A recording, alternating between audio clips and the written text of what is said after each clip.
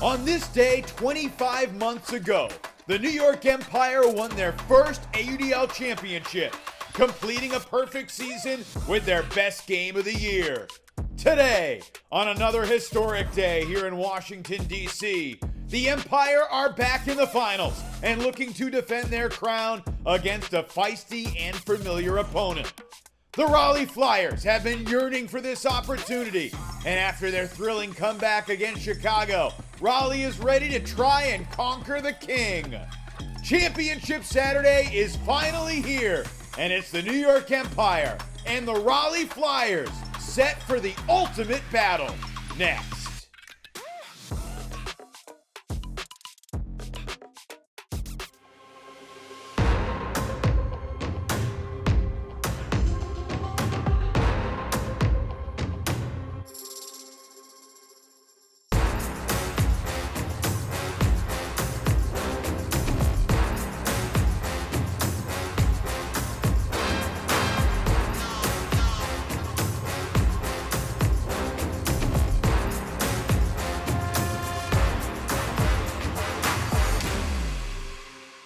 It's the kind of night that defines legacies. Welcome to the 2021 AUDL Championship Game presented by Guaranteed Rate, the Raleigh Flyers and the New York Empire. Just the third ever meeting between these franchises. Each of the first two went to double overtime. Good evening and welcome everybody. With Charlie Eisenhood, Ian Toner, Evan Lepler, it's a privilege to be with you tonight for the Flyers and the Empire Chapter 3. This is the matchup everyone wanted. They played 4 overtimes in 2 games. We expect similar fireworks tonight. Look, Raleigh hasn't made its path easy this season. They started 0-2. They lost 2 games to the New York Empire. But over the course of the rest of the season and through this playoff run, they've come back from 3-goal deficits and 4-goal deficits. Found ways to win, to get themselves closer together. I think this team is as battle-tested as ever and looking incredibly strong at exactly the right moment. And they get to go up against a New York Empire team that's trying to become the first team to go back-to-back since the Spiders in 2015. We've seen them rise to the challenge. They played down to some lower opponents, but they played up to the moments as well. We've seen their stars really show up. They dominated San Diego yesterday on the backs of Jack Williams, Ben Yott, Ryan Osgaard, Jeff Babbitt, and their second D-line. Can they get that depth to show up today? That's going to be a question. It was fascinating to watch New York fluster San Diego. Certainly the Empire had an easier time in the semis, but Eric Taylor and the Flyers did enough late in that game to escape against Chicago in overtime, in part because of Eric Taylor, who not dominate the stat sheet but he impacts the game in so many different ways. Anytime he steps onto the field, he's a plus matchup against all but maybe 3 other players in this league. His deep pulls can put offenses in challenging position. His incredible puts can put receivers into perfect space. He is the absolute perfect utility tool for Mike DeNardis to deploy. And Jack Williams, of course, going against his old team today in the final, began the San Diego game with a bang, an incredible layout. When the game is on the line, he's the guy they want the disc in his hands. Such a gamer. An incredible way to start the game yesterday against San Diego, and the numbers are spectacular. And it's not just that he piles up the stat sheet, he makes the hard throws. He does the dirty work as well. 74 for 76, the most completions of anybody in the game yesterday. And we're going to see him get a lot of minutes tonight. And if Raleigh wants to win this game, they're going to have to find a way to slow down Jack Williams. Well, both times these two met before the regular season in 2019, and then 5 weeks ago in New Rochelle. They were all-time classic. This one has everything on the line riding on it. It's hard to imagine a better championship matchup. All the storylines, the narratives, Raleigh's past heartbreak, all building toward this moment. Can Mike DeNardis and the Flyers get over the hump? Or will Charlie Hoppus, Anthony Nunez, the King Ben Yott, and the rest of the Empire prevail for the second straight season? Flyers Empire, opening pull from DC coming up.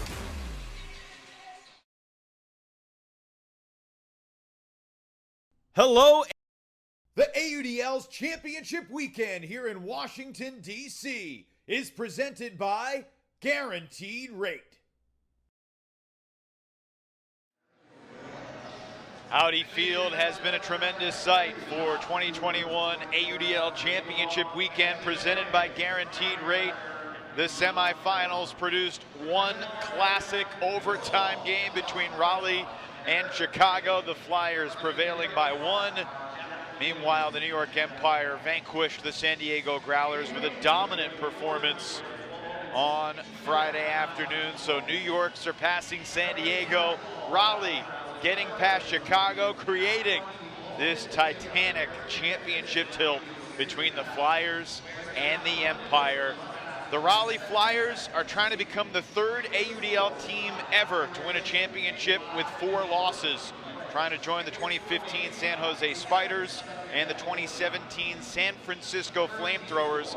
It was not always a smooth ride in 2021 for the Flyers, but with their depth, their talent, their purpose, and commitment, they truly believe that this is a special team.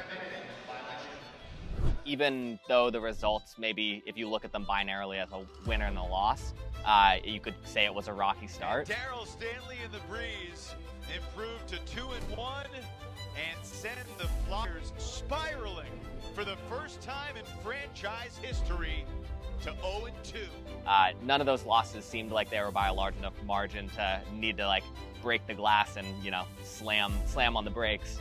You know, the way it feels to be on a team and the way it feels to watch a team aren't always the same thing, even if it's ourselves watching ourselves play.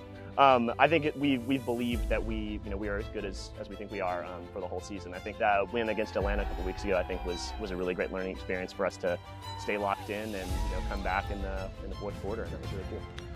We've been trying to focus on the process, things that we can control, learning from our early sort of losses in the season.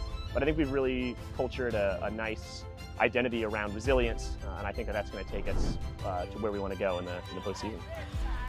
Raleigh in the championship game for the first time, and they meet Benyat and the New York Empire. This team, a budding dynasty, and tonight will have a big part to do with that. Their old teammate Jack Williams standing in their way. Of course, the Empire defending champions, but still unfinished business in 2021. It was nice taking a year off to remember quite a few things. One was just how much I love playing Ultimate. It's sort of easy to take for granted when you're playing a lot and you can get burnt out.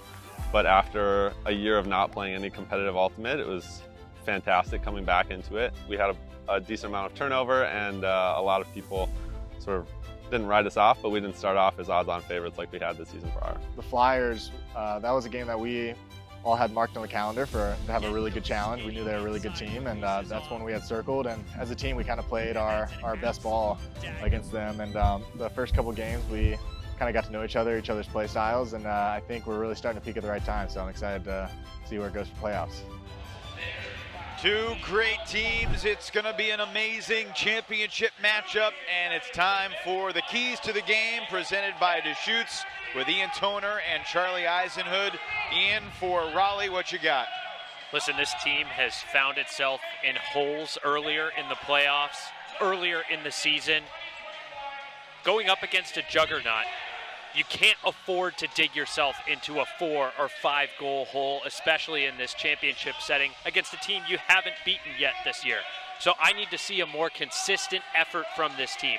Find a way to be even keel and distribute an even performance earlier and throughout the entirety of this game. And for the New York Empire, it's about limiting the bigs. I mean, when you think about how to stop this Raleigh team, maybe that's not what you think about. But the thing is, Terrence Mitchell, Henry Fisher, Jacob Fairfax all put up big numbers yesterday. It's what really made their offense click in that second half. And I think if New York can slow down the bigs with obviously their size, they're going to be able to force those Raleigh handlers to have to throw a lot of passes to each other. Eventually, mistakes will come. Raleigh's going to begin the game on offense with Henry Fisher, Saul Yannick, Matt Goucho-Hannes, Anders Jungst, Alan Laviolette, Jacob Fairfax, and the aforementioned Terrence Mitchell. And there's the Empire D-line led by Ben Katz and Jeff Babbitt with Marquez Brownlee, Josue Aloro, Elliot Chartok, and the Dross twins, Mike and Ryan, who have been Empire lifers. And the notable aspect there is Chartok playing D. Yeah, moved from the O to the D, dealing with an injury. Looked a little ineffective on the offensive line against Atlanta in the playoff game, so they moved him to D, and obviously he gives them a lot defensively. He can play great defense, and then he gives them offensive punch after the turn. Excited to see Marquez Brownlee get things underway. MKBHD launches the opening pull. The 2021 AUDL Championship game is underway. Goucho-Hannes, a quick flip to Yannick. And now Anders Junks gets the early touch. Pretty deliberate, deep spacing by the Raleigh Cutters, just trying to open up space for those handlers. And the Cutters aren't cutting. This is Dominator. The handler set is trying to run a Dominator and get that started and use that to gain yardage early on until this first undercut from Terrence Mitchell. And now Alan Laviolette picked up by Mike Drost. New York has a lot of defenders that like to roam, and that swing will land on the grass. The first turnover, just 45 seconds in. Ben Katz blades it to the back of the end zone. New York in front, 1-0. Ryan Drost catches the break as the Empire strike fast. Disastrous start for Raleigh.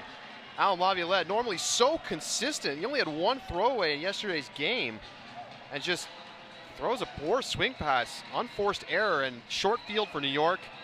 They punch it in immediately. Well, look, I'm okay with the play call from the Raleigh offense, deciding to start things with that Dominator handler weave. It clearly wasn't working. And then once they tried to audible out of that and get into the flow of their traditional horizontal stack, the reset chemistry just wasn't there right off the bat. And I don't think that counts this Raleigh team out after just a single point, but that's not the tone that this offense wants to set early on. Elijah Long has come onto the field, replacing Terrence Mitchell. The other 6 Flyers still out there. It's the second D-line, but Ben Yatta's out there on it for New York. Huge hammer to a wide open Long in the deep space with Yacht coming toward him. Long calmly makes the catch.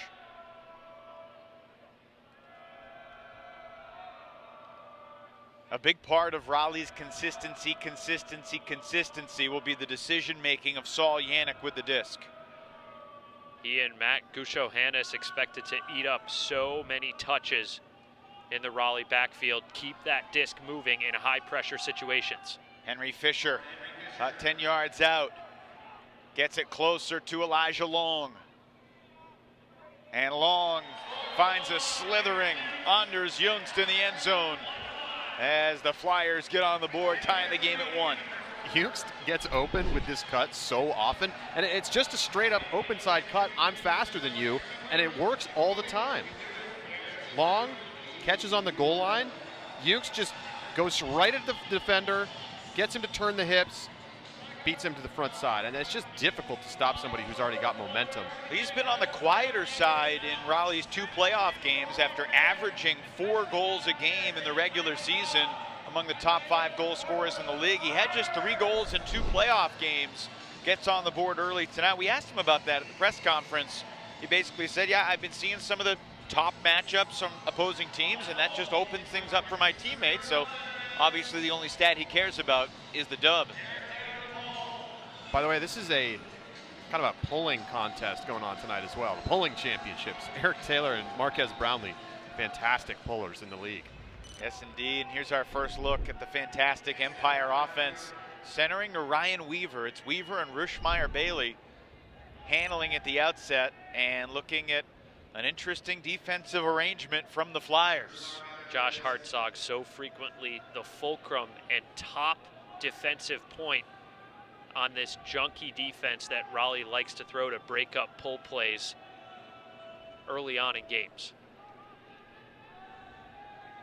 To the near side of the field for Jack Williams. Here's Osgar. Williams, Osgar, Yacht, the big 3, but certainly more than 3 contributors on this New York offense that has been just dinking and dunking around for the last 60 seconds, and this feels like a win for the Raleigh defense. Can they get a turnover from the sustained pressure? Veteran Matt Stevens, 3rd all-time goal scorer in the history of the league. Williams, a little push pass for Oscar.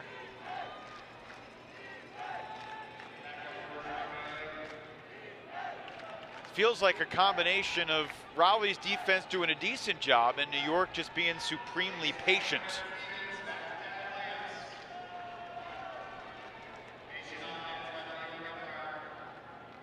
Well, there's just not a lot of reset pressure, so New York's happy to swing back and forth. They're obviously not getting much in the way of downfield yardage, but if they don't turn it over, eventually they're going to get down there. Cross midfield for the first time. Oscar hits Yacht. Up the line back for Oscar. The two former University of Minnesota teammates, and Oscar shoots into the end zone into the poach. Alex Davis easily intercepts the pass.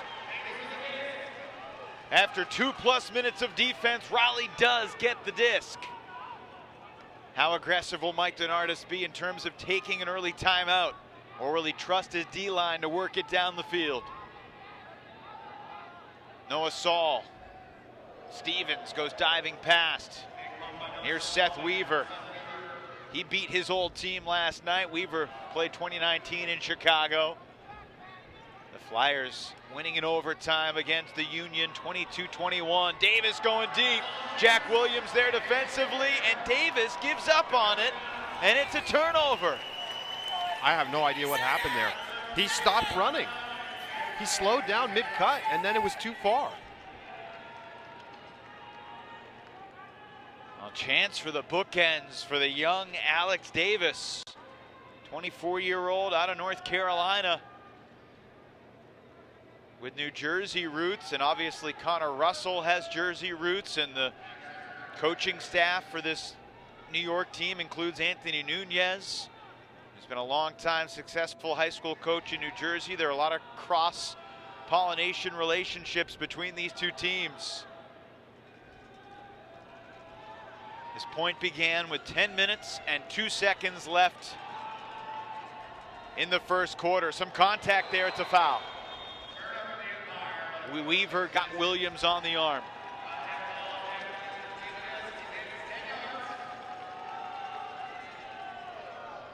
New York's still trying to figure this thing out. Look at all the players from Raleigh near the disc. 6 players within 15 yards. So I think the New York receiver positioning is indicative of their interest in not letting themselves get trapped on the sideline.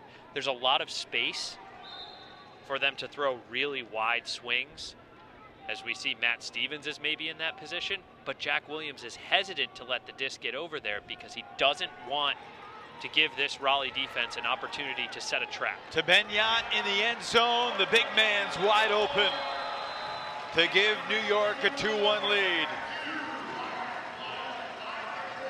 2 big mistakes for Raleigh early. First, the turnover leading to the break.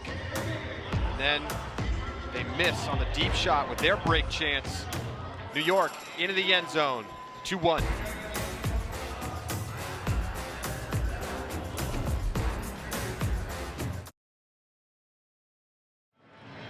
Well, including the playoffs, no one has scored more goals this season than Benyat, the big man for New York. It's a 2-1 New York lead on that first O point for the Empire. They threw 50 passes, completed 49 of them, and got a break when Noah Saul overshot Alex Davis, who kind of surprisingly slowed down on his deep cut. Empire have the game's only break. It came 53 seconds in.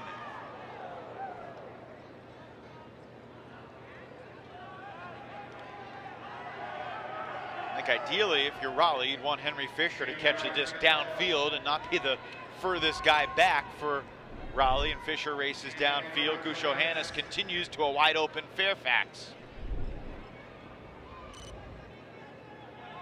These two teams feeling each other out right now. Fisher doubled and gets the reset, and now Fairfax wide open again. Fisher coming across horizontally. It's pretty clear New York is going to try and double team Raleigh's bigs when they get the disc. Laviolette. Instead of trying to force it in the end zone, he calmly swings it around.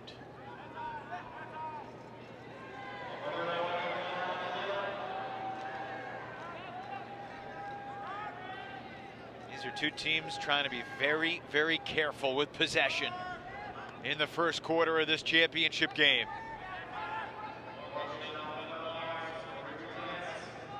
It's funny you juxtapose that against the first quarter that Raleigh played against Chicago with. Like a different sport. To the end zone for Fairfax, and it's a 2-2 game. And that first quarter last night had a shocking number of turnovers, but we're seeing the patience, the diligence of both of these units with the disc. It's so easy to become frustrated against a defense that constantly switches and takes away your first look. But I think the patience that we've seen for the most part in these first couple points is what separates some truly elite offensive units from others in this league.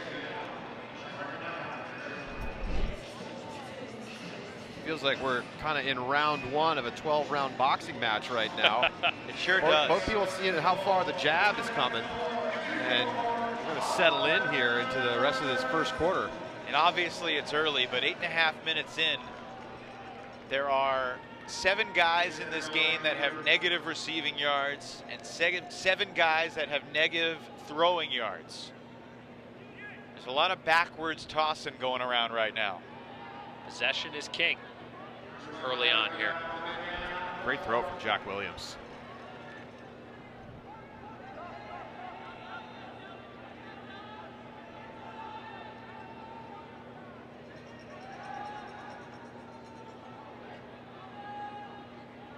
Trying to funnel it to Yacht.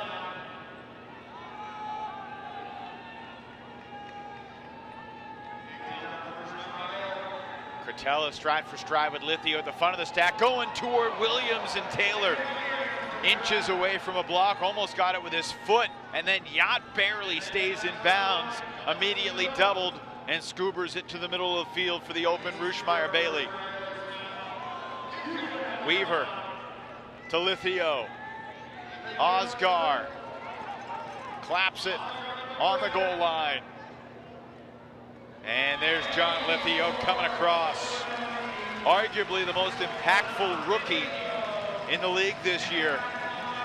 John Lithio, relatively unknown out of Small Hope College. 28 years old, scored 6 goals a couple times. He's got the go-ahead goal with 2:19 to play in the first. 3-2 New York here in the final.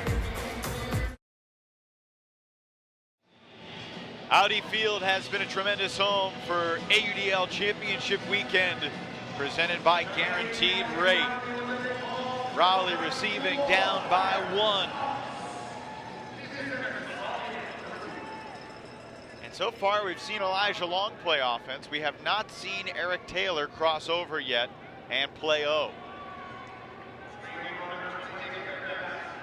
Fairfax with a good gainer for Fisher.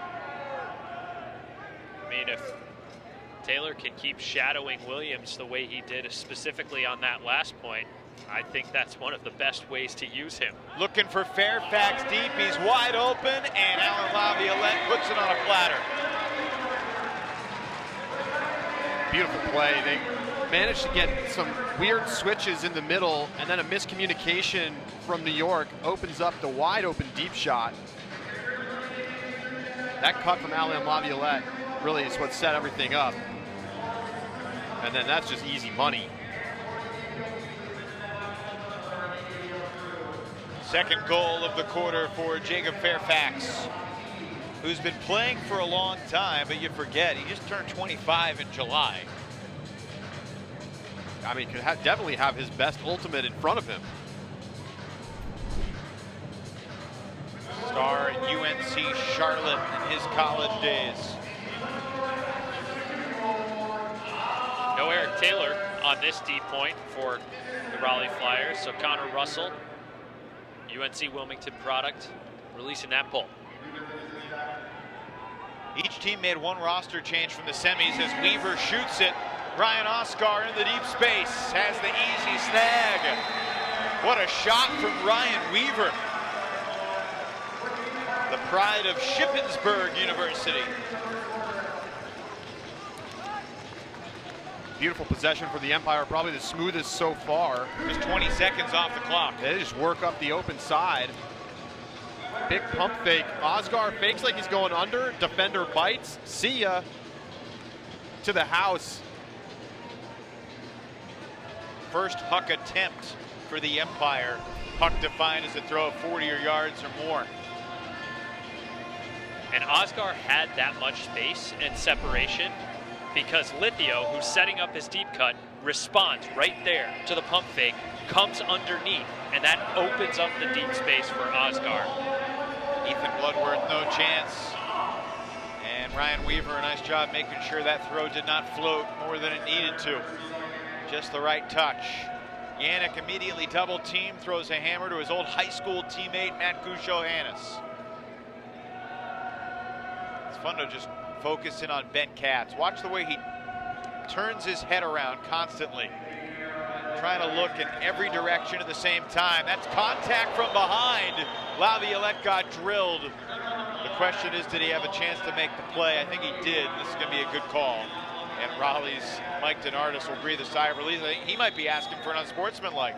Yeah, relief and exasperation. He wants another one tacked on.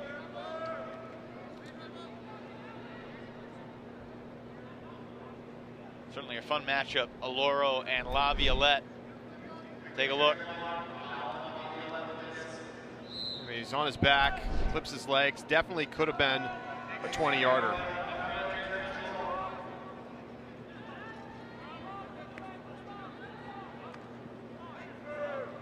Mitchell on the doorstep. Resets it back. Gusho-Hannes swings it for Youngst. It's amazing how comfortable the Flyers are, being 2 yards from the end zone, then all of a sudden they're 25 yards from the end zone. You could say the same thing about New York. To the end zone, Fisher leaps for the score.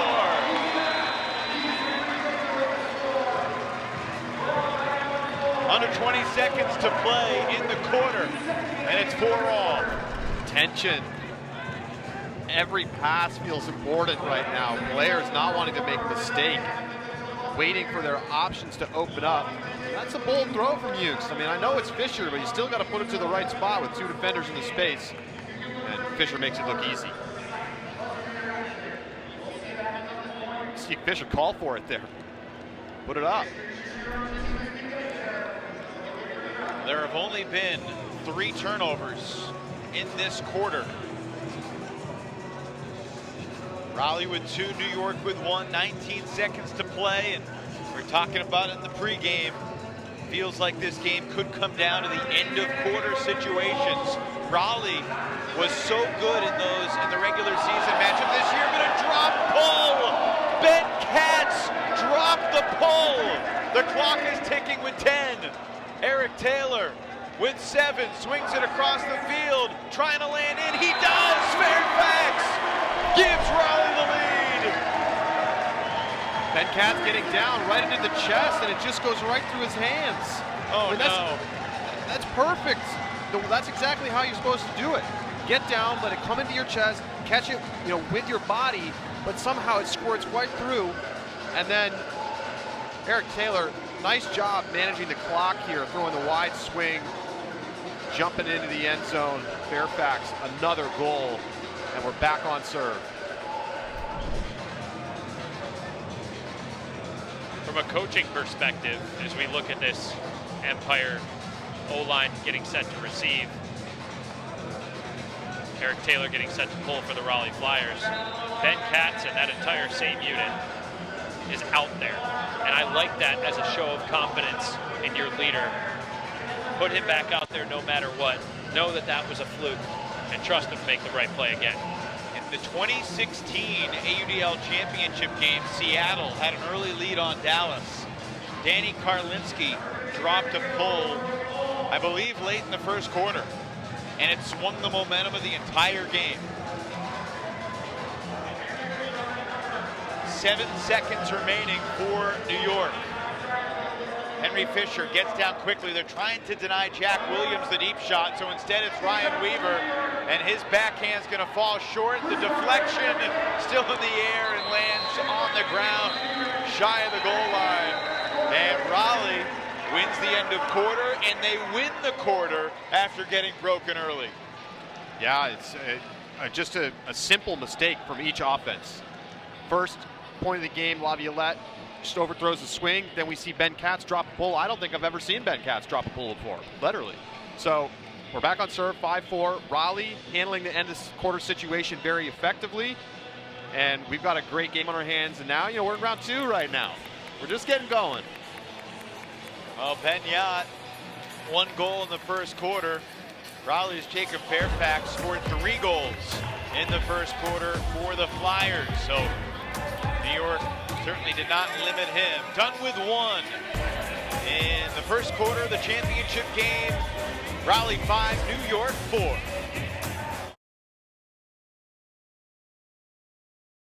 Hello and welcome. Welcome back to Audi Field here in Washington, D.C. We head to the second quarter of the 2021 AUDL Championship Game. It's Raleigh in front 5-4 against the New York Empire, who are looking to go back-to-back with a year off in between, the pandemic canceling the entire 2020 season. Their last championship game, our last championship game, was August 11th, 2019. 25 months ago. Feels like 25 years ago, quite frankly.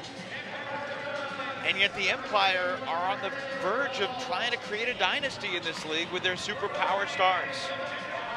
They have the ability to really establish themselves as one of the best teams ever in the AUDL. It's an awkward pickup of the disc right there by Rushmeyer Bailey. Waited for it to land. The drop pull from Ben Katz with 19 seconds to play in the first quarter helped Raleigh get their only break to take a 5-4 lead.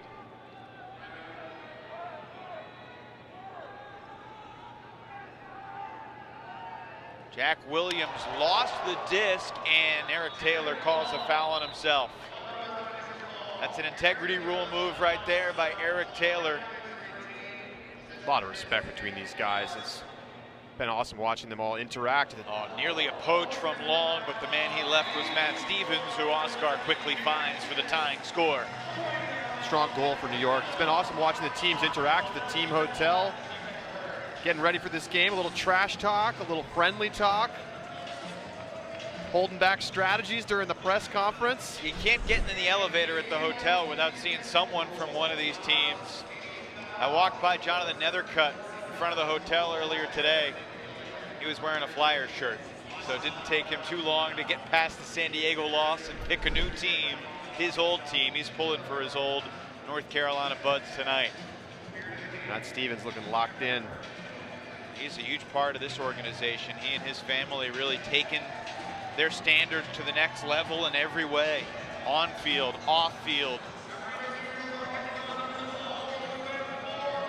And a new coaching staff for New York this year after Brian Jones led them to an undefeated season in 2019. Jones deciding not to continue coaching the Empire this season, so replaced by Charlie Hoppus and Anthony Nunez, who are co-coaches. Dave Blau, who assisted under Brian Jones in 2019, returning as an assistant this year. The USA Ultimate Hall of Famer, former superstar in the late 80s, early 90s with the legendary New York teams.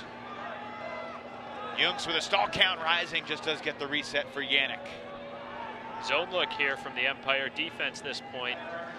This is looking an awful lot like that look that really frustrated San Diego yesterday, although New York's defense had the benefit of some extra help from the wind. Conditions tonight significantly calmer than they were at opening pull 4 p.m. yesterday.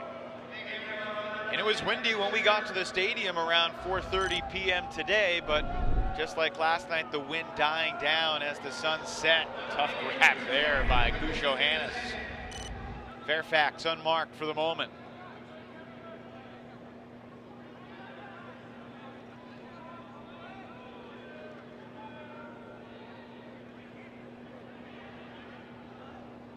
Certainly a slow pace tonight, and that's a result, I think, of a couple of things. The defense is putting pressure, trying to confuse, and the offense is, for the most part, being careful. Here's a dangerous deep shot Fairfax can't come up with it with the footsteps of Jeff Babbitt lurking nearby.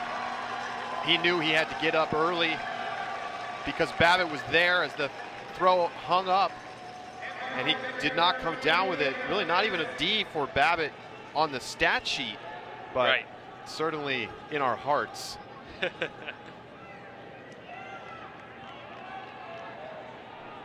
Just the third throwaway for the Flyers.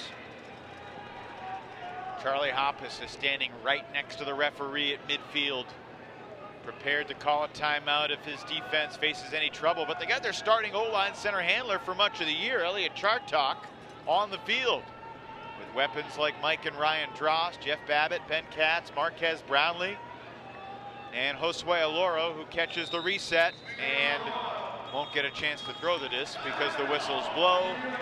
And Charlie Hoppus has been the timeout caller among the two New York co-coaches. Hoppus will send his offense onto the field after Jeff Babbitt may not have gotten the official D, but his footsteps forcing Fairfax to go up early. And one of the best, no, he does get the D. He does get a piece of it. Put it on the stat sheet. Don't miss that, guys. Don't miss it.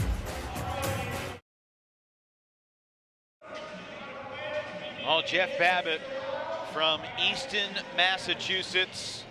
Went to Wentworth Institute of Technology for a year and a half and then transferred to UMass, which is where he really broke into the ultimate community as a big name.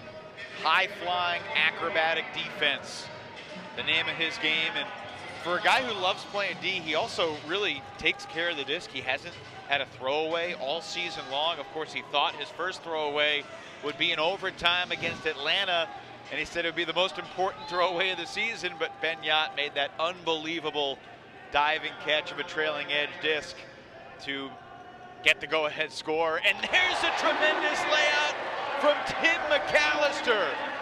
Welcome to championship weekend. Just back from his honeymoon in Montana. And Mike DeNardis is gonna say, great job defense. O-line, your turn, check this out. Well, it's amazing to see because Jack Williams in the press conference was asked, who do you think is going to be covering you today? And he said, well, I'm not sure. Tim McAllister's not here. And then somebody says, no, Tim McAllister showed up this morning. And he asked Mike DeNardis, is he going to be covering me? Mike said, we'll see. And, well, he covered him right there, and he got the huge layout D. Set up this Raleigh O-line to get back on the field. And the man who threw that turnover, Saul Rochmeyer-Bailey, doesn't have the benefit of quite as many reps with this New York Empire O-line. He doesn't have that same comfort level that the rest of those guys who've been playing together all season long do. Slotting in after Elliot Chartok's injury and slightly subpar performance. Rochmeyer-Bailey also the only regular for the Empire who missed that regular season game against the Raleigh Flyers. So he hasn't seen the flying defense from Raleigh up close and personal. Even though he got the best of University of North Carolina in the 2019 College Championship Game as a member of Brown University's men's ultimate team, Brownie in Motion, that won the last college championship. I mean, it's crazy. It's September of 2021. We haven't had a college championship since May of 2019. Looking forward to December, hopefully seeing some college ultimate again out in California. The future and in some cases current AUDL stars who are still college aged. Elijah Long, a former college champ, dishes to Jacob Fairfax.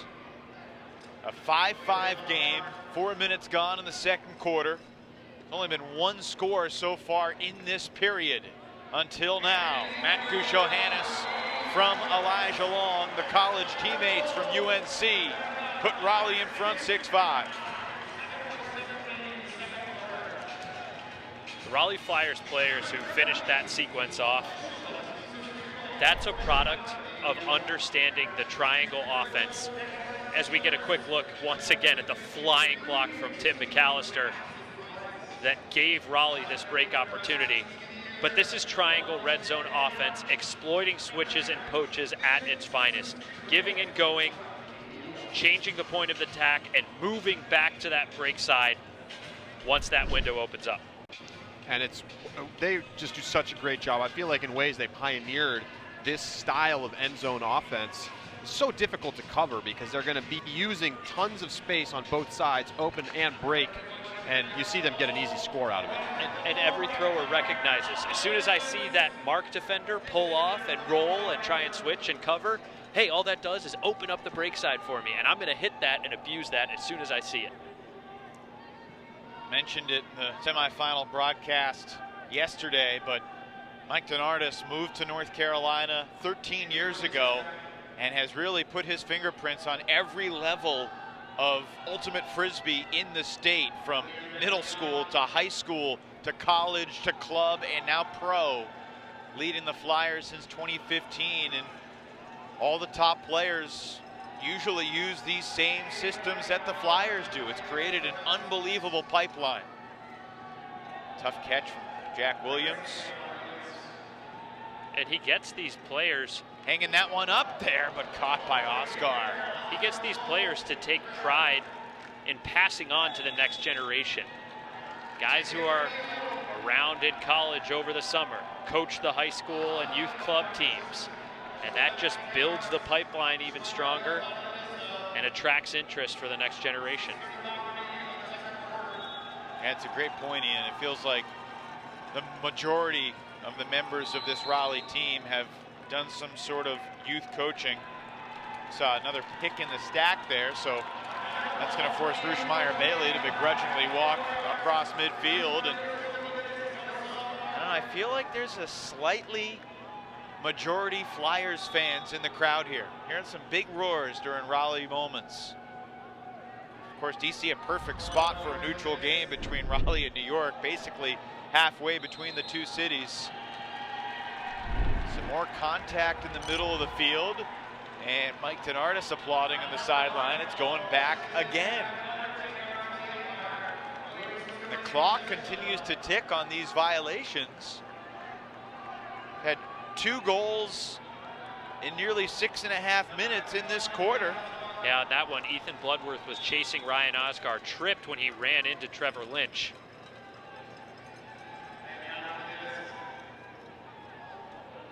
Oh goodness, a huge collision.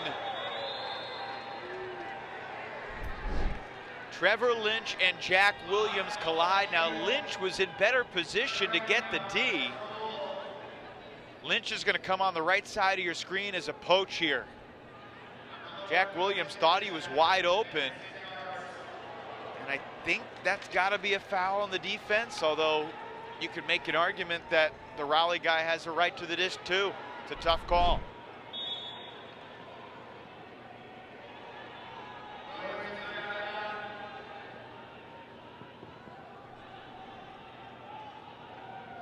Benyat in the end zone.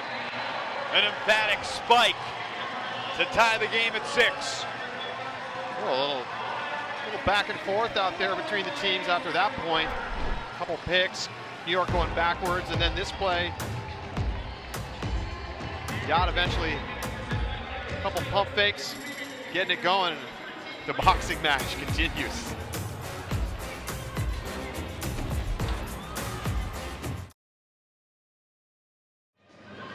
.442 remaining in what has been a fast-paced first half because there hasn't been a ton of scoring. Just 12 goals in almost 20 full minutes of game action. 6-all, Raleigh and New York. Eric Taylor on the field on offense at the start of a point for the first time. Out there with Mitchell, Fisher, Laviolette, Youngst, Yannick, and Gushohannes.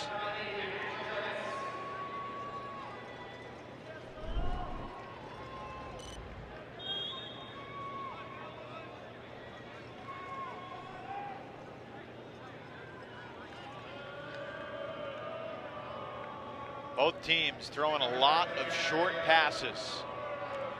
Raleigh began this possession 120 of 123, 97%. Eric Taylor crossing over to the offense here. We'll see how much his deep game gets utilized. A little tough to do that against this zony look from the Empire. There have only been 4 hucks in the game. Each team 1 for 2.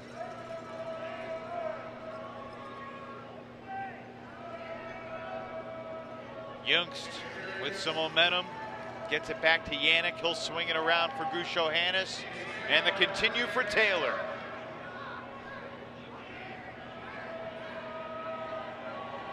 Well, there was certainly a little bit of chatter coming into the game. Might New York overwhelm Raleigh the same way they did San Diego? Pretty clear answer to that is no. Raleigh, after a couple early hiccups, doing a great job possessing the disc, being difficult to guard. Well, there's just no handler pressure right now. They're getting all the resets that they want, both teams really. And it just means that, and that was a smart double team, but right out of it, it means that the teams are happy to just take those free passes and take their time. What's the hurry? I love the flow of this game for Raleigh. Raleigh's a team that gets better and stronger and more confident and figures its opponent out especially well as the game progresses. And they're not finding themselves in some significant hole here. Open side, Yannick finds Laviolette. After 2 minutes and 27 seconds of passing the disc around, the Flyers convert to retake the lead. Raleigh staying sharp, holding the possession, taking their time, back in front, 7-6.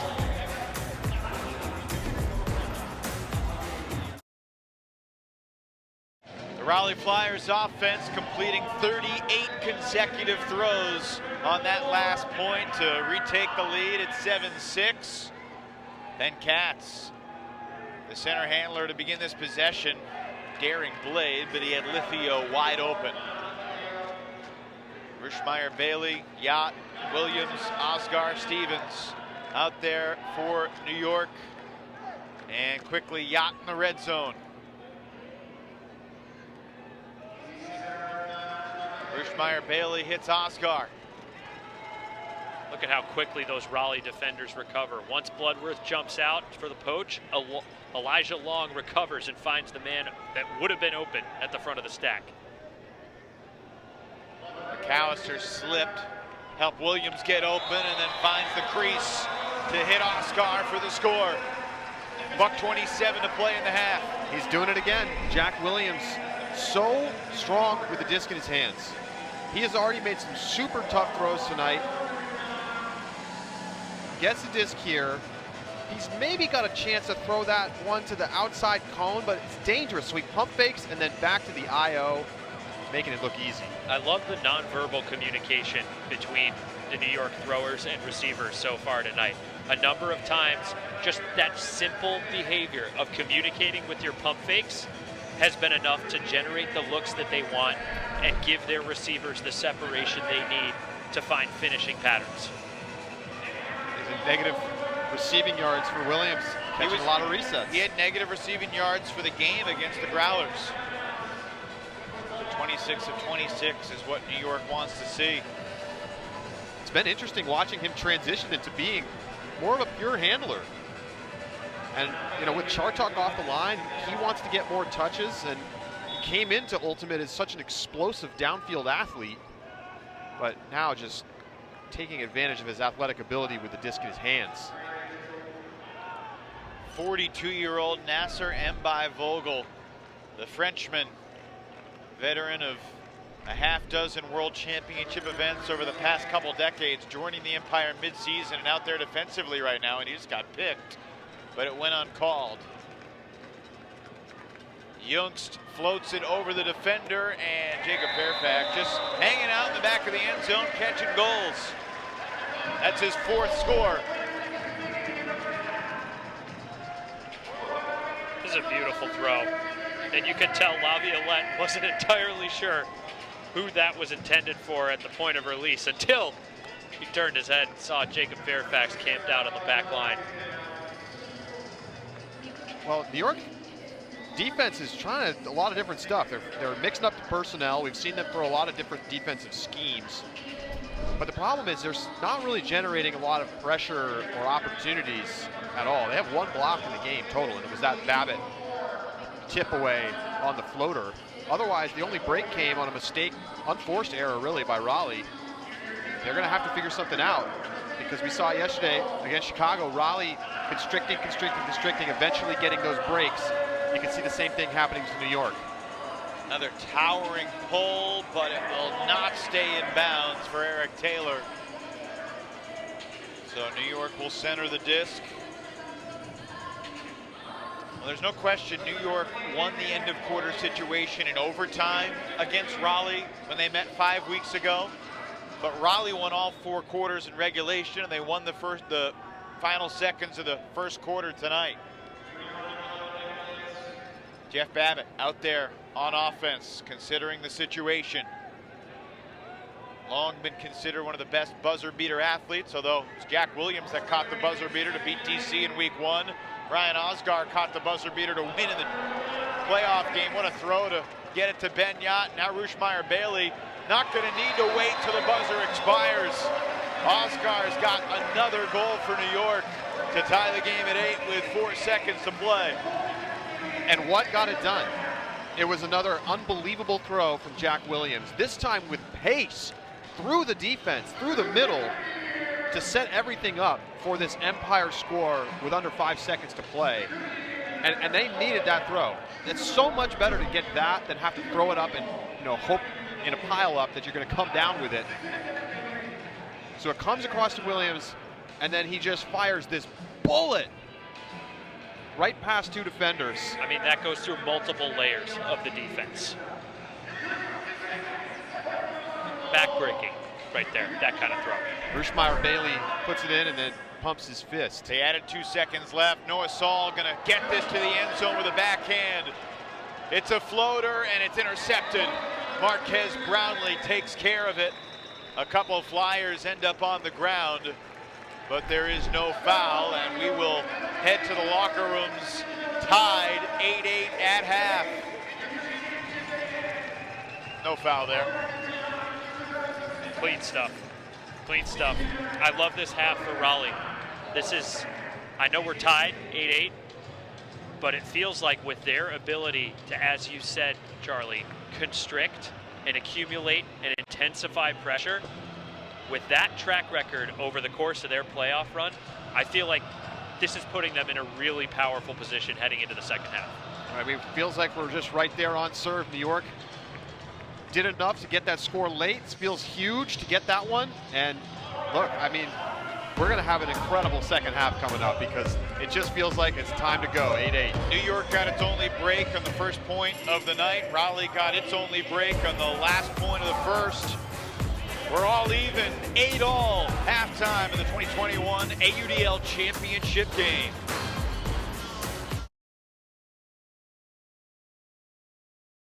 Hello and back in our broadcast booth at Audi Field, Evan Lepler, Charlie Eisenhood, Ian Toner, third quarter set to begin. Raleigh took the first 12 minutes 5-4. New York took the second 12 minutes 4-3. We're even at 8. And Noah Saul is going to play an 0 point to begin this third quarter. Out there with Yannick, Gusho-Hannes, Jungst, Fairfax, Laviolette, and Fisher.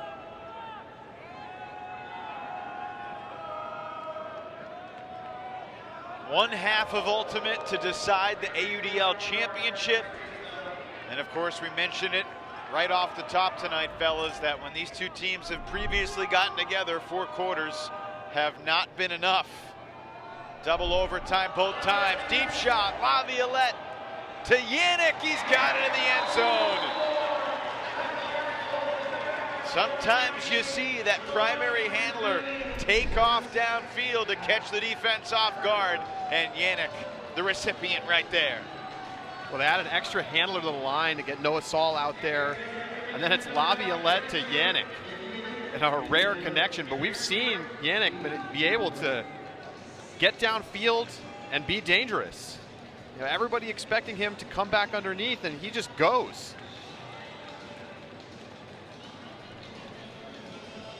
And his defender just never had a chance. Sam Chartok left in the dust. Smiling because he knows, well, I wasn't expecting that. We saw Pavlianis try and sneak one of those early in the semifinal loss to Raleigh last night, and he couldn't connect with his thrower. But Yannick, great chemistry with Laviolette on that connection there. Davis stride for stride with Oscar. It's Gratella on Lithio. Taylor's on Williams downfield. David Richardson chasing Benyat. Yeah, he's switching as the deep shot goes up. Hanging in the air in the end zone. Bodies colliding, and somehow, some way, Jack Williams comes down with a disc. Well, he's been doing it in the backfield, and he decided, well, I want to get in on the party in the end zone.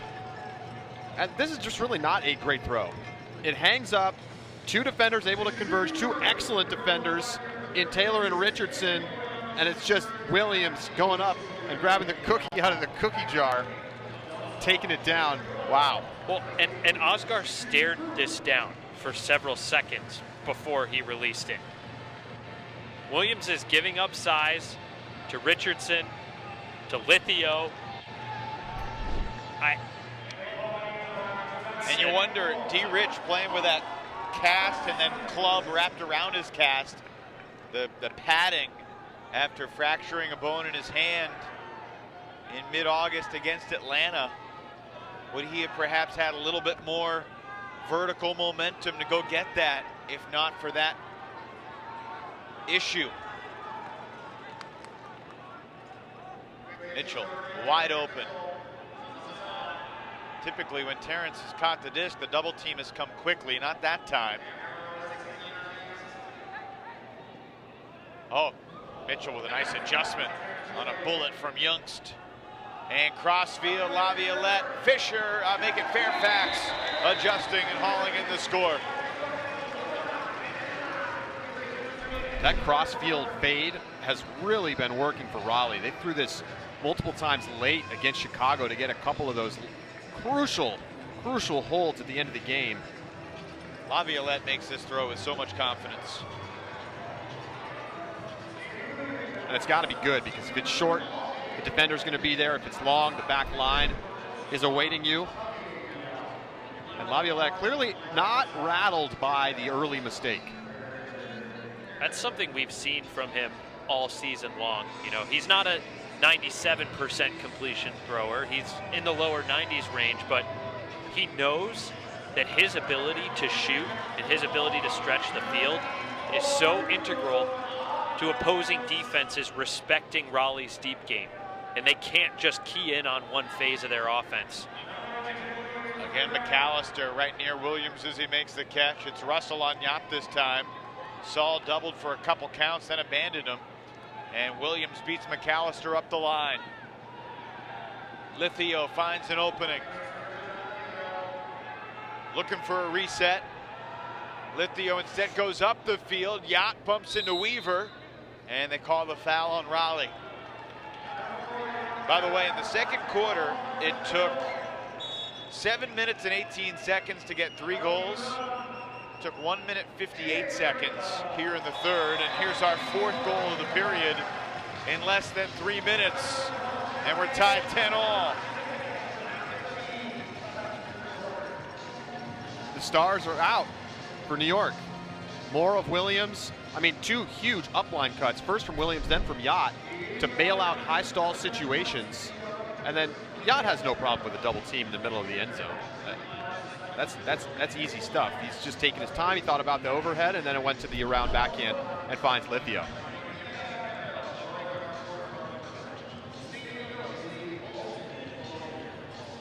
Starting to pile up the numbers. Over 300 yards now for Yacht. That's his first assist after getting a couple goals earlier in the game.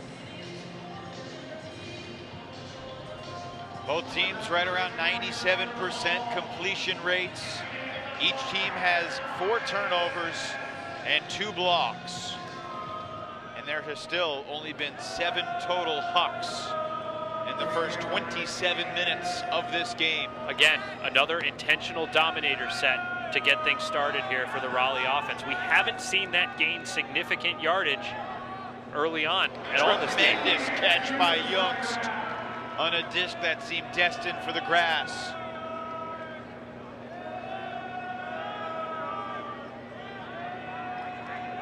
The Raleigh Flyers 8-4 in the regular season, all 4 of those losses by 1 goal. 3 of them in overtime, 2 of them in double overtime, including the double overtime defeat against New York 5 weeks ago tonight. Game in which Raleigh really felt like they had lost at the end of regulation. Lithio with an incomprehensible throwaway. Raleigh led by 2 with 35 seconds left as Fisher makes the catch. And then Raleigh coughed up the lead late.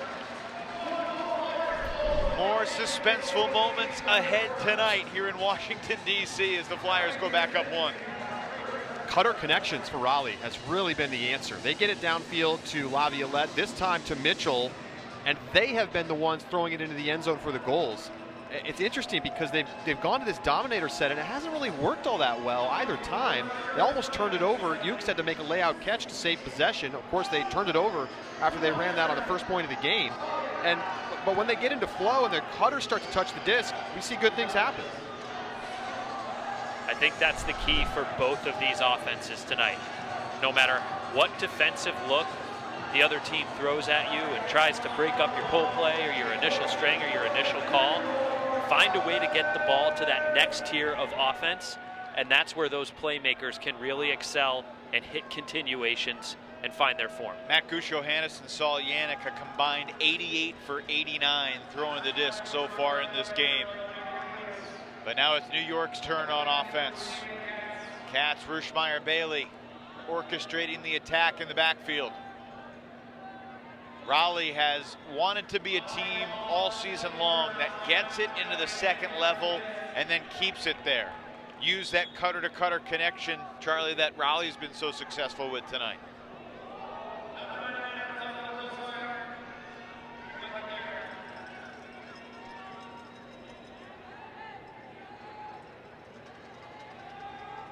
Katz staring into the junk and takes the reset. And a little blade for Oscar.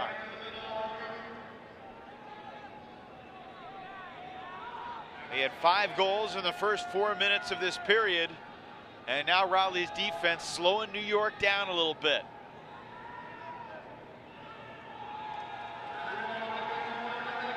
I tell you, John Lithio has not shied away from the spotlight in this big moments. AUDL rookie. You never know how they're going to respond, but Lithio has been excellent. Oh, what a throw by Katz. Squeaking that just around Hartzog.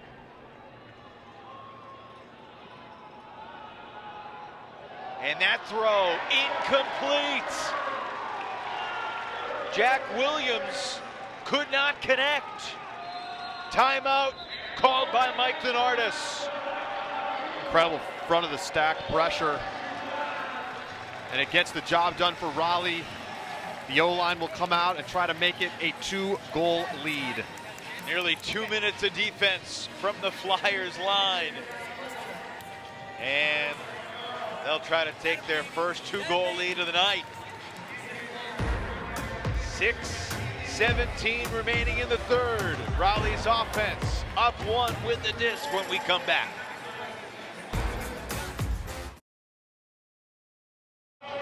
Here's the turnover, fellas.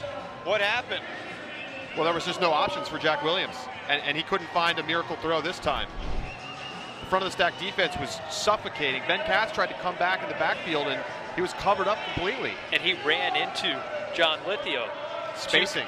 Two guys trying to figure out where to clear, where to attack, where to reset. We talked about the pressure that the likes of Seth Weaver and Elijah Long and Ethan Bloodworth have been putting on handlers all playoffs long. And this is them in their finest form right here. And now Tim McAllister's back, probably their #1 guy. Yep. And Eric Taylor, the recipient of the initial pass here, out there with the offense. Crossfield hammer testing Babbitt, but Mitchell handles that tight throw from Taylor. And then crossfield to a wide open Youngst. He's got it. And the Flyers double their lead midway through the third.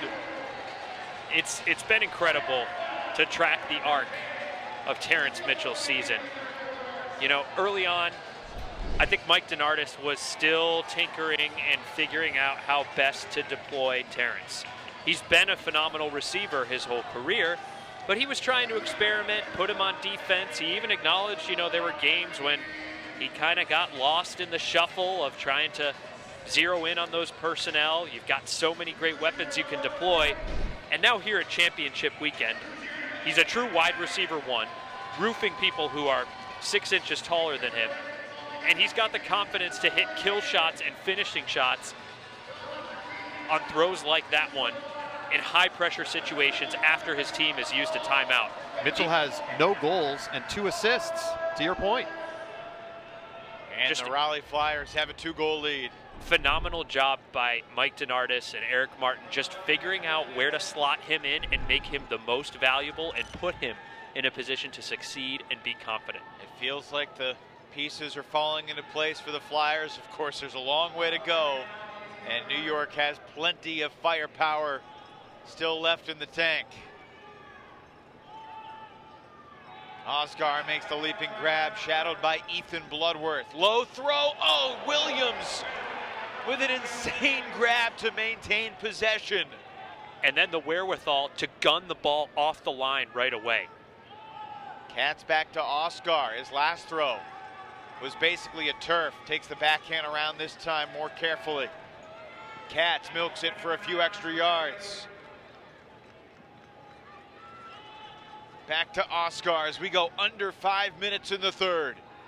Oscar for Yacht, and he beats Russell to that open side. Great one-on-one move by Yacht, isolated at the front of the end zone. He was covered up, but double move, got him open.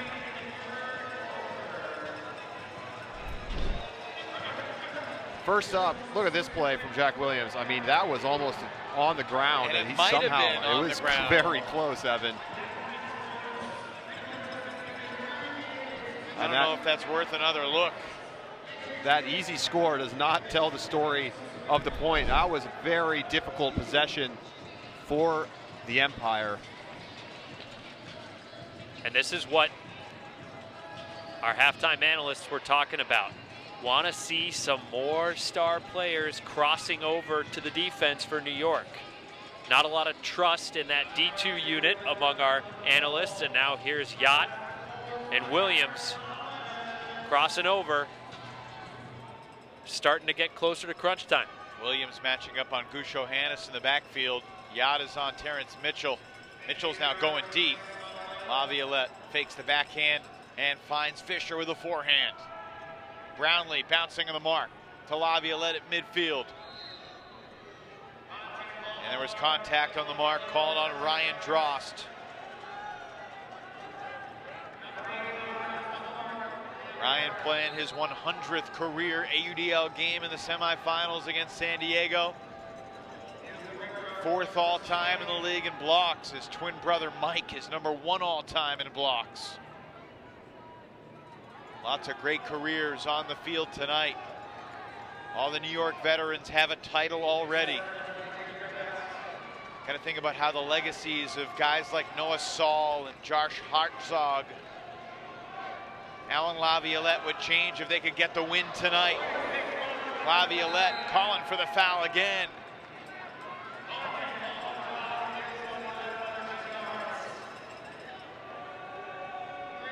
Championship tonight may mean more to Mike DeNardis than anyone else in a Flyer jersey with how much he's put into this team.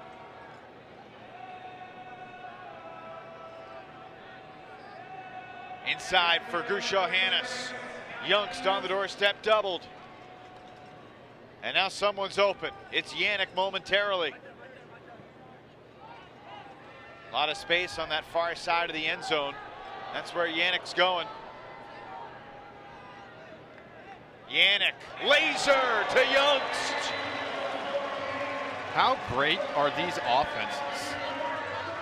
There are 9 total turnovers in this game, and we're almost to the end of the third quarter. There have been a total of 5 break chances. Raleigh's 2 for 3, New York's 1 for 2, and that means that Raleigh has a 2-goal advantage as we are under 3 here in the third.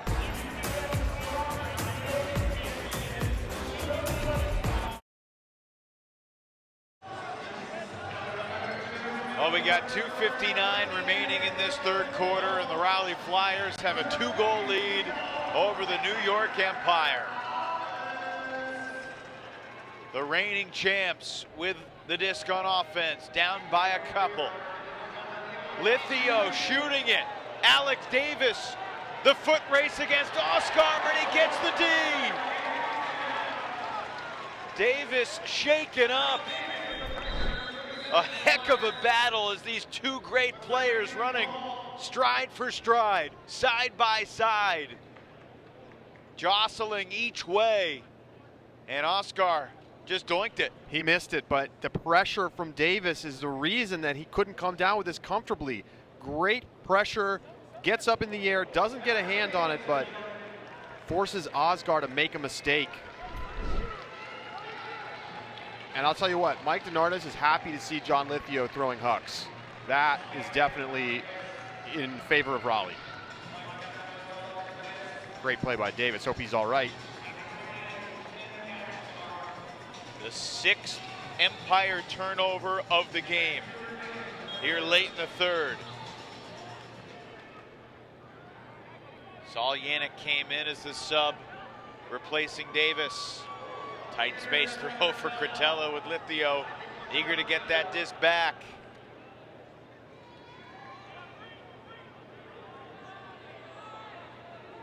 And in this situation, Babbitt got a piece of it. Jeff Babbitt getting big blocks in bigger moments for the Empire. I think Mike DeNardis didn't want to use the final timeout here in the third quarter.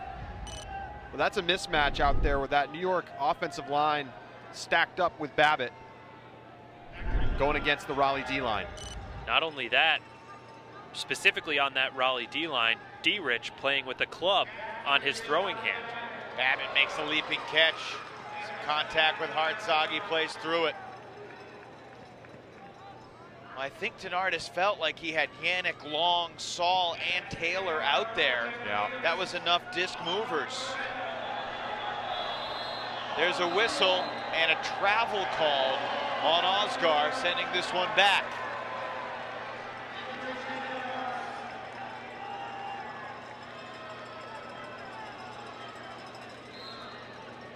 Empire will receive the disc to start the fourth quarter. Will they be down 1 or 2, or could they tie it up before then?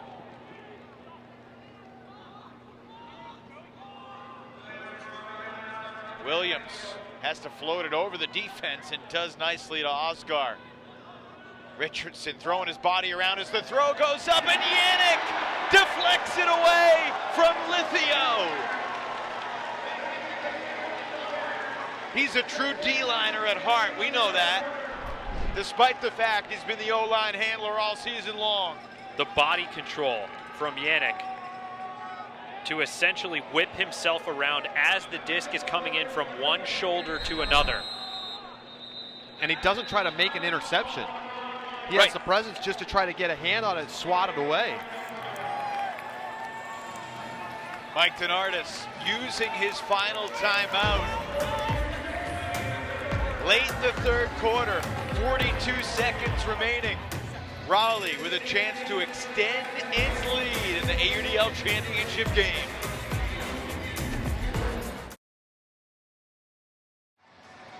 What a wild point this has been. First, Oscar missed the deep shot due to the Davis pressure. Then Jeff Babbitt deflecting it to the ground.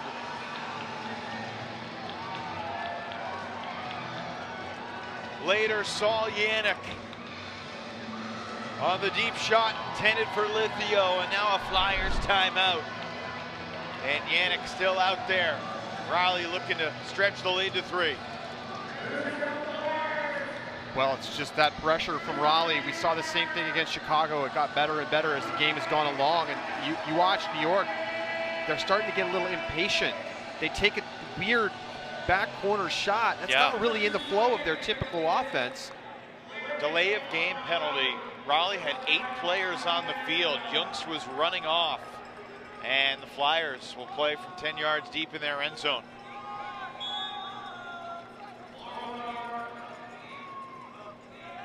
Oh, and what a block on the goal line by Ryan Drost. Are you kidding me? Aloro hammers it. Twin brother Mike keeps it in bounds. And the Empire are within 1. The Drosts turned 32 in August, and they're still as dynamic as ever. I tell you what, phenomenal positioning and coaching decisions by the New York Empire coaching staff coming out of this timeout. They had the right personnel out there. They had the right play call. They had everyone on the line in position to limit the options that Raleigh had coming out of that timeout. They got some help with the delay of game penalty, but that stall count was rising. Saul Yannick didn't have many other options aside from trying to squeeze something in up line there to Elijah Long. Wow. That's actually a hold, although it feels like a break. One more time, Drost coming across the outside shoulder, getting a hand on it, breaking up the play. All right, clock ticking under 30 seconds. A low throw handled by Yannick. Aloro with the assist on that last point on the mark. Empire will receive to start the 4th. If you're Raleigh, you can't get scored upon here. You'd love to get a decent shot of the end zone, but most important thing is to not give up a goal. And the Flyers are not attacking all that aggressively. A blade from Gusho Hannes, and Fisher makes the catch, but he won't get the throw off before time expires. So that's going to be a win for the Empire to close that quarter.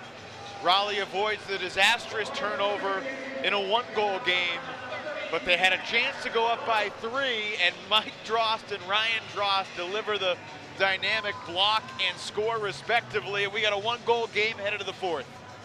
Look, in this 4th quarter, the New York Empire are going to have to match the defensive intensity of what we're seeing from the Raleigh Flyers. Raleigh's in the driver's seat. They're up 1. It should be 3.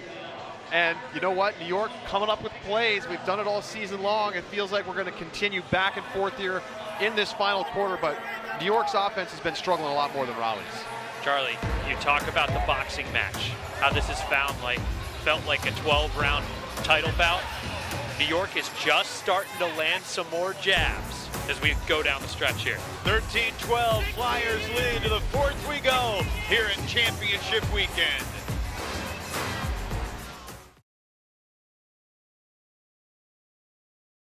Hello and welcome. Hard to imagine what the feeling is on the sidelines right now. Anticipation, excitement, nerves. 12 minutes remaining in pursuit of a championship. The Flyers lead by 1 as we take a look at the stats through 3 quarters. Still only 14 total turns in the game, just 6 from Raleigh. They had more than 6 turns in the first quarter against Chicago in the semis, but Raleigh has been incredibly stingy with the disc. And that's what I'm saying. The Empire are going to have to find another gear in this 4th quarter. Maybe it comes from their top guys. Maybe it comes from longtime players like the Drost brothers.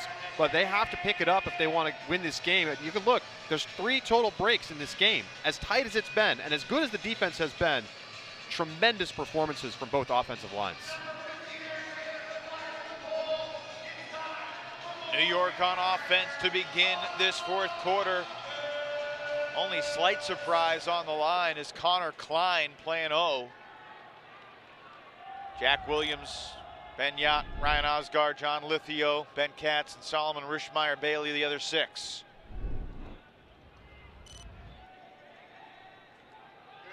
New York Empire, we're behind by 1 at the end of the 3rd in the championship game against Dallas 2 years ago. They scored about 15 seconds into the fourth on a Harper Garvey hammer and led the rest of the way. Playing from behind here in the fourth tonight. Connor Klein. Difficult throw, but he had two cutters, and guess who? There to make the tough catch.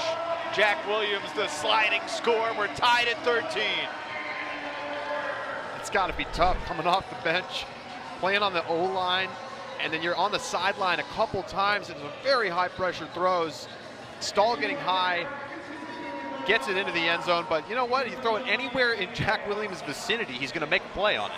And Elijah Long, the defender here, just kind of got caught receiver watching. He didn't check back in with the disc, and Jack took advantage of that, attacked the space before Elijah could fully recover and seal off that front corner space. Guys, in the second half of this game, Williams has gone downfield a lot more. Remember when he had negative receiving yards and we fawned him late in the second quarter? 170-yard swing since that graphic came up. That's right. All right, 1 minute gone here in the fourth. Tied 13 all. Will New York celebrate back-to-back championships, or will Raleigh get their holy grail for the first time after all the past heartbreak, the losses to Dallas? Raleigh has avenged every loss this season. They got the win back against Atlanta in week 11. They lost twice to DC, but then got the victory last weekend in the playoffs, and now they're trying to get New York back after back-to-back double overtime defeats at the hands of the Empire. Henry Fisher took off deep, had steps on Brownlee, but Mitchell Holster, now he needs a reset and gets it to Yannick. Better pressure from New York. Starting to be smarter with their poaching opportunities. I mean, this is great if you're the New York defense. Henry Fisher having to come all the way in the backfield to get that reset. And now it's Gusho Hannes, marked by Elliot Chartok. Middle of the field for Fairfax. Fisher is so open, Fairfax has to throw it, and the hammer drops in beautifully as Raleigh retakes the lead. Continuation throwing again, cutter to cutter. Fairfax making this one look easy. All he has to do is just put it out there far enough. And the hammer makes it easy because he can keep it anywhere away from Brownlee. Just drop it straight in over the top of the defense.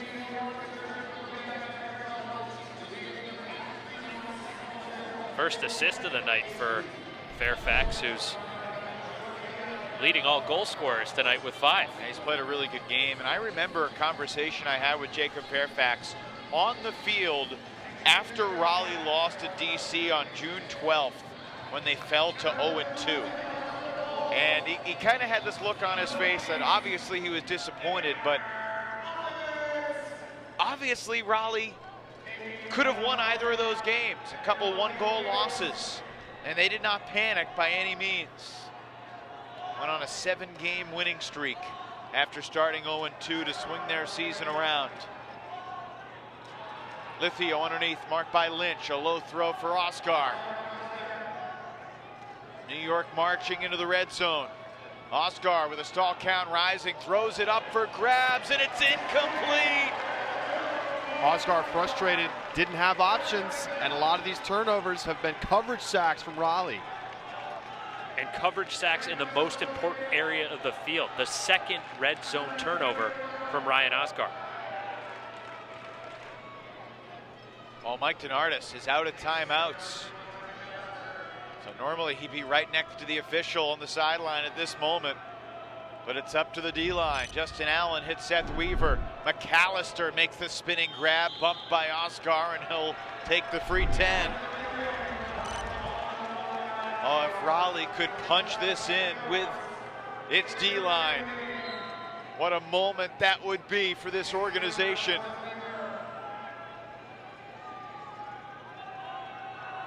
Weaver to Russell. Russell shoots it to McAllister. It's good! Connor Russell with the lefty flick to put the Flyers up 2 in the 4th. Tim McAllister rejoins the team Sunday here, Saturday night, championship weekend for this final game, and he has made such an impact. And what a job by this Raleigh D-line. No help on the way from the O-line, and they get the job done. Beautiful throw from Russell. McAllister digs it out. And Raleigh back up by 2. That's a big block and a big goal right there for Mr. McAllister. Just the 4th assist of the entire season for Connor Russell. What a clutch throw. McAllister hangs on, and now New York has 8 minutes to get at least one break. But first they got to hold. Oscar. Downfield for Cats. Into the hands of Williams. The former Flyer going against his old team. A lot of friendly banter between Jack and all of his old teammates and his old coach. This red zone defense from Raleigh is so good. Foul called on Hartzog, which means Oscar will have the disc in the middle. Yeah, New York was basically plinkoing and cascading all the way down the field up until they hit the goal line.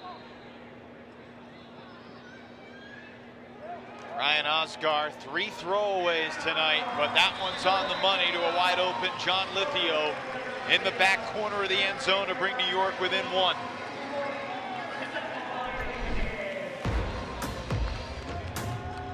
Down the stretch we come, the final AUDL game of the year. Wouldn't want it any other way. Raleigh and New York, a 1-goal game in the 4th.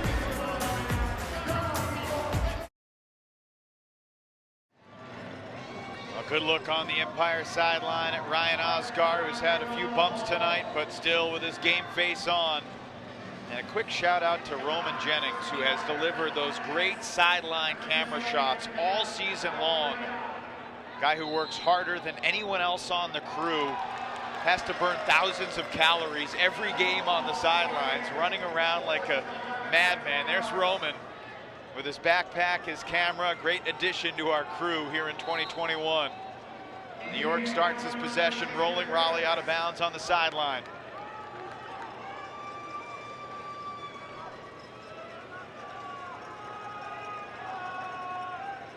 Raleigh very willing to lose 50 yards there to get the disc off the line.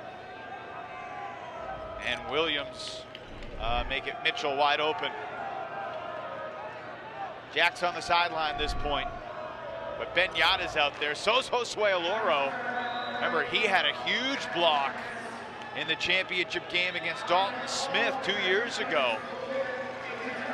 Integrity rule there from Matt Gusho-Hannes saying no foul in the 4th quarter of a championship game. We are often reminded how special this sport can be. And what a night for the AUDL here at Audi Field in Washington, D.C. These two great franchises in the same division this year for the first time ever. Got to imagine they will not be in the same division again next year. Youngs to the end zone, and Fisher hit from behind. A clear foul on Mike Drost, and Henry Fisher shaken up. I know Drost trying to make a play. It's a huge game. He's tracking the disc, but this is just an unacceptable amount of contact. And Fisher goes down really hard. I mean, you can hear the crowd seeing the replay. Interesting thing there is, I think the contact had arrived. Fisher had his hands on the disc, could not hang on. Clearly a foul. Henry Fisher getting looked at by the athletic training staff here in DC. 5:29 to go in a 1-goal game.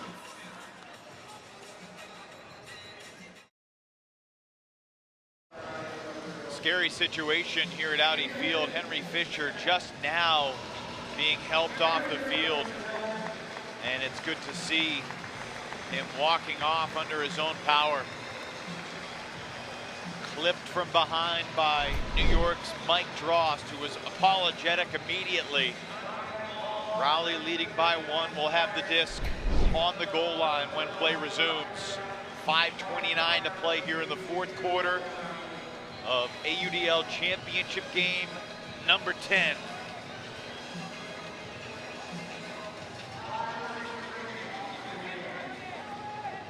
So the Raleigh Flyers, after the Fisher injury, have the disc on the goal line.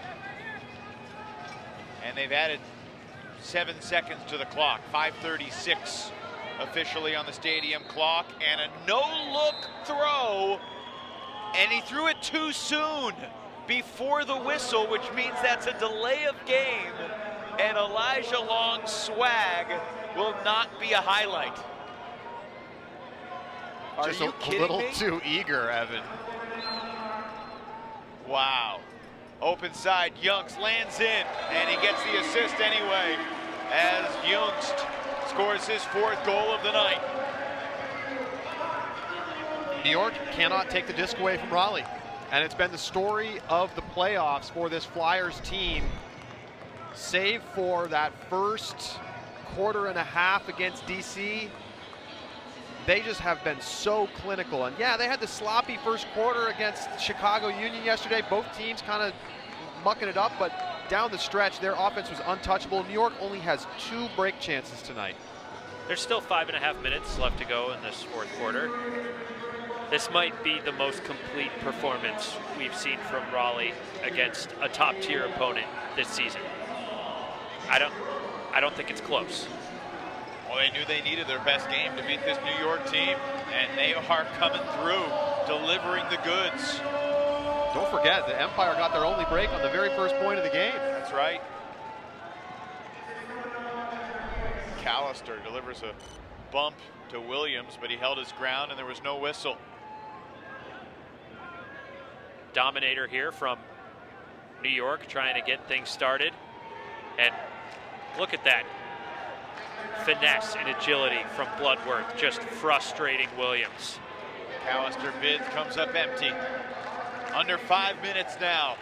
Empire trailing by 2.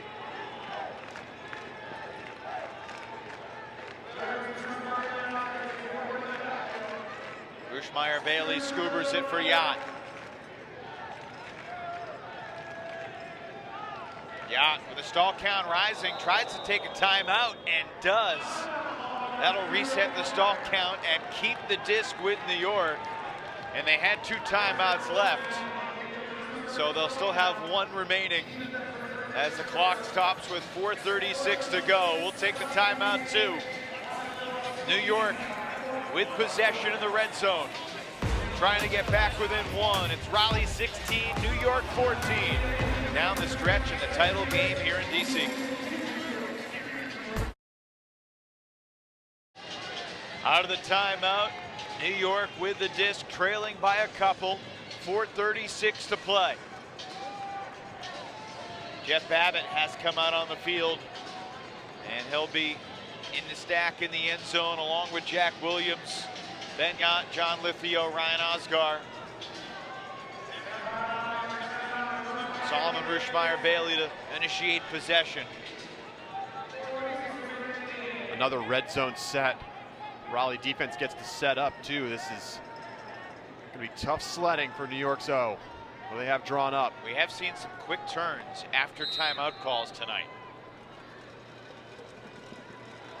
Rushmeyer Bailey gets it to Katz. And Katz throws it around the defense to Babbitt. Well executed. And the Empire again within 1, 4:25 remaining. Flyers had a lot of defenders in good spots. Ben Katz bails them out, comes underneath, gets the up the gut throw, and then delivers a beautiful outside in forehand to Babbitt. See there, Stahl was getting high on Rushmeyer Bailey. Well, it was almost like an unintentional zipper or parting of the C's from the New York Empire stack. The 2 guys in front of Katz took their time trying to draw the attention of the other defender, split them in different spaces, and there was just that narrow lane for Cats to come down high in the count, be that release valve. Now the question becomes, can Jeff Babbitt and the New York D-line get the disc from the Raleigh offense? It's eerily similar to last night with Raleigh trying to chase down Chicago. Thinking the same thing. Raleigh has only turned it over 6 times in the game, just twice in the second half. Eric Taylor out there on O in this critical moment. Air bounces it intentionally for Yannick. And downfield, Fairfax. A lot of traffic there, but Laviolette calmly makes the catch. Resets for Gooch. Matt Gooch-Johannes needs a reset. Yannick shakes free of Aloro. The comfort with which Yannick and Gooch-Johannes play together, a huge part of Raleigh's ability to maintain possession. Here comes the hammer, looking for Taylor in the end zone. He's got it! Daring throw from Fairfax, but Taylor makes the big play when Raleigh needs it most. Testing Drost. This is a bit of a hanger. Drost sees he's got a chance to make a play and he just doesn't go up early enough. Taylor with the 2-hand jam. Man, Eric Taylor makes so many big plays in big moments. One of the biggest of the game so far. We talked in the open about so much of his impact with his pulls and his defensive effort and facilitation, not necessarily showing up on the stat sheet. And then he just completes this dunk with a critical goal with under 4 minutes left in the game. I mean, look, I know we still got action left. He's got my vote for MVP right now. Despite those modest numbers, Jacob Fairfax continues to have a huge game, a daring throw there, but he's now 23 for 23, plus 7, a game high with 5 goals and 2 assists.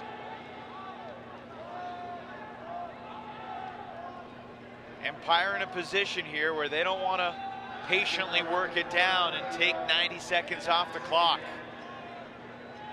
But they also don't want to turn it over. So there's a fine balance there. Slide and catch. Williams gets it to Yacht. And Oscar streaks up the line.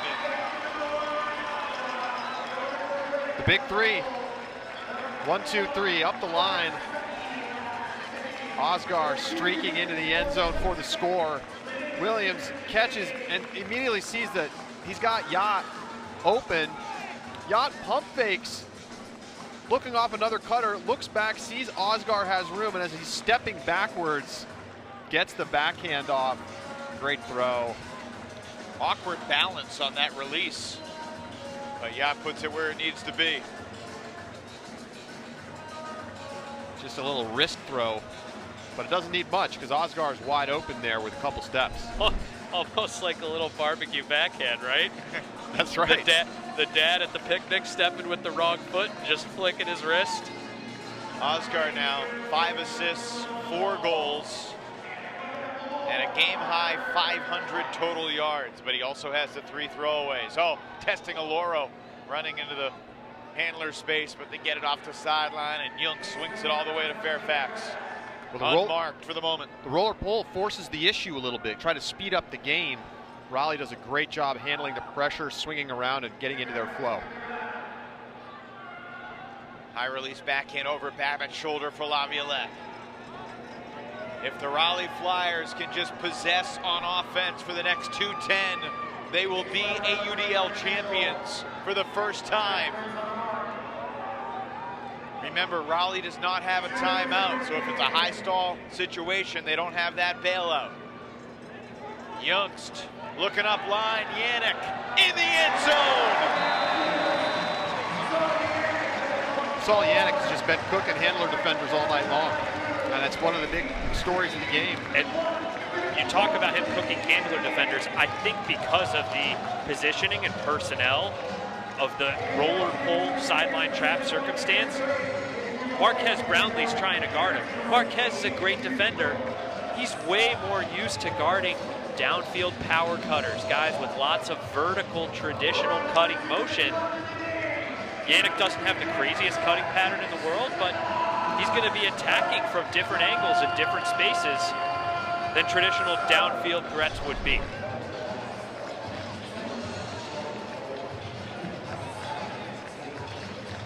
Big game for Yannick. He had the one early throwaway, and then he had one more right before half. But he has been extremely solid into the hands of Jack Williams. Just 95 seconds remaining in regulation. Can New York will this game into overtime like the past two Empire Flyers games have gone to double OT? Or can Raleigh hang on? Williams shooting it deep for Lithio, turning on the Jets. John Lithio can't get there. Williams, a sense of urgency, thinking the Empire had to score quick, and he wasn't wrong. But Lithio certainly wasn't expecting that throw to go up. Just a bit too much juice on it, and now Raleigh just has to hold for 1 minute. Hammer hanging in the air, and that is caught by Alex Davis. Oh my goodness. It was intended for Richardson, who's only got one hand that's not in a cast. That looked like a turnover when it was released. And yet Raleigh maintains possession. Another Saul hammer to Davis. Hartzog wide open in the deep space. The Raleigh Flyers will burn some more time. Hartzog just waiting for a mark. Richardson has the goal that probably, most likely, most definitely clinches the title for the Flyers.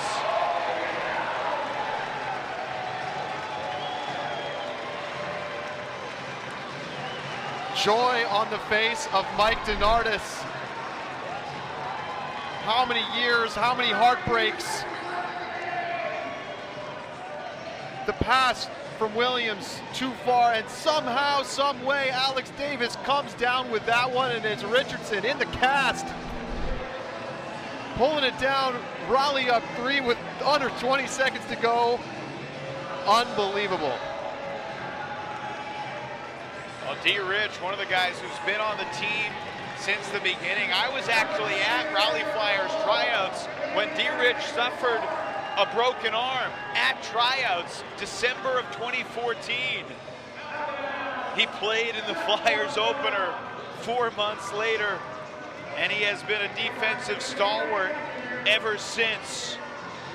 And a little fractured bone on his right hand was not going to keep him out of these moments.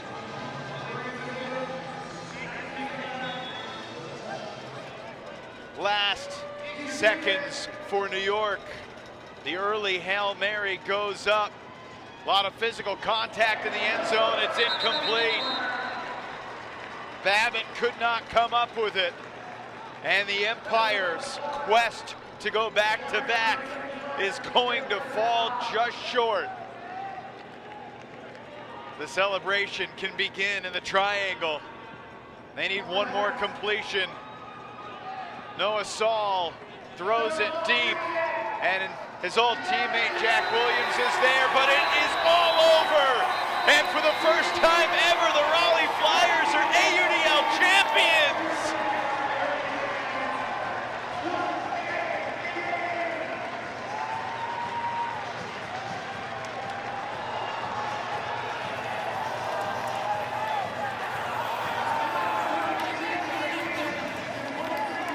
They started the season 0-2. They finished the regular season 8-4, 4th place in their division. But they knew their potential all season long. And what did Noah Saul say this morning? This is a special team. It's felt like a special team all season long coming out of the pandemic. And a 19-16 win for the Raleigh Flyers in the finals to defeat the defending champs. They beat the DC Breeze, the Chicago Union, and the New York Empire, running the table to the title. And you think back to the beginning of the game. Alan Laviolette throws the turnover. They get broken on the game's first point. And, you know, everybody's got to be thinking, including Raleigh, is it going to happen again? Are we going to just suffer in the big spot again? And no, we never saw a glimmer of that ever again in the game. New York never broke again. And it was the young players for this Flyers team that really led the way. Magu Johannes, Saul Yannick, and wow, Mike DeNardis is beaming right now. In so many ways, this championship has been years in the making, but real quickly, Evan. Saul Yannick will be our DC Events player of the game because so many clutch decisions. I mean, he threw goals, he scored goals, but his decision-making under pressure, not to mention that huge back of the end zone block, helped the Flyers get to the finish line. Yannick, our DC Events player of the game. And Charlie, that was a great word to describe Mike DeNardis' look. He was just beaming. And you got to imagine this changes the perception of North Carolina Ultimate. They've been the lovable losers for a long time, falling short in big games. That is not the case anymore. A new narrative starts tonight. And think about how many pieces of this championship team were the product of the pipeline that Mike DeNardis helped build. Guys from North Carolina, guys from the Triforce Youth Club team. These are players who are coming into their primes and buying into everything that Mike D has worked so hard to put into place. What a game, what a season, what a night here at Audi Field in Washington, D.C. That throw from Noah Saul as time was expiring was just the 7th Raleigh turnover of the night. For all intents and purposes, 6 turns for Raleigh. One of the greatest performances we've ever seen in an AUDL championship game, and it has been a privilege to bring it to you on FS1 and AUDL.TV. Continuing post-game coverage on the AUDL YouTube page, AUDL.TV. Check out the Tuesday Toss on the AUDL.com. For Charlie Eisenhood, Ian Toner, and our entire crew, Evan Lepler saying thank you. Thank you to everyone for the American Ultimate Disc League, and congratulations to the Raleigh Flyers, a 1916 win in the championship game as Raleigh vanquishes New York. The AUDL's championship weekend here in Washington, D.C. is presented by Guaranteed Rate.